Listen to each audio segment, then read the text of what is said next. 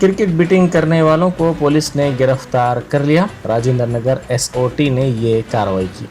Police ने farm house पर धावा करते हुए इस टोली को गिरफ्तार कर लिया और उनके कब्जे से 20 लाख रुपए नकद रकम के अलावा कंप्यूटर्स, लैपटॉप्स को जब्त कर लिया गया।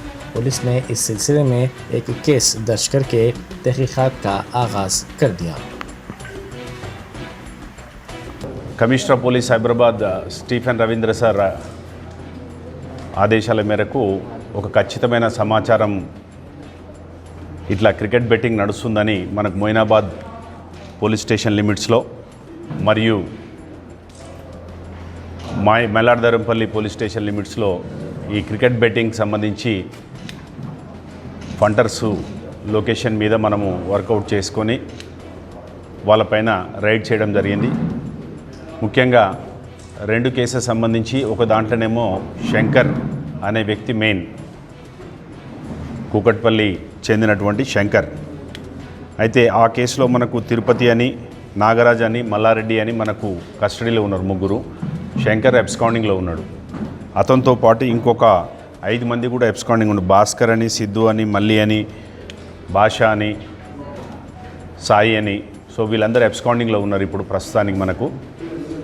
మిగిలిన కేసుకు సంబంధించి సురేష్ అనే వ్యక్తి మన అదుపులో ఉన్నాడు। రవితేజ కూడా అబ్స్కాండింగ్లో ఉన్నాడు।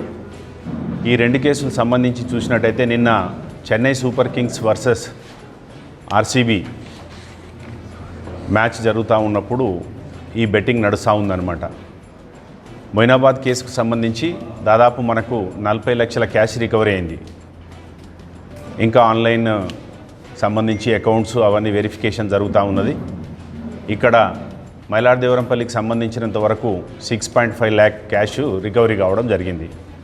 ఇక్కడ కూడా ఫంటర్సు ఎవరైతే మిగిలిన డబ్బు సంపాదించాలి అర్జెంటుగా అంటే డిఫరెంట్ మీన్స్లో ఈజీ మీన్స్లో డబ్బు వస్తుంది, lucky game of luck. So దాని మీద ఎవరైతే వాళ్ళందరూ ఉన్నారో ఐడెంటిఫై చేసుకొని అందులో మిగిలిన అక్యూజ్డ్ ఇంకా ఉంటే కూడా వాళ్ళని ఐడెంటిఫై చేయడం జరుగుతుంది। వీళ్ళకి సంబంధించినటువంటి మొబైల్ ఫోన్స్ దాదాపు 7 మొబైల్ ఫోన్స్, ఒక ఐప్యాడ్, వాళ్ళకి సంబంధించినటువంటి స్కోర్ షీట్స్ కూడా మీకు చూపడం జరిగింది అది। సో వాళ్ళకు ఈ అక్యూజ్డ్ కూడా ఫొటోస్ అవైలబుల్ చూపిస్తాం, మీకు ఇస్తాం, అందరికి షేర్ చేస్తాం గ్రూప్లలో।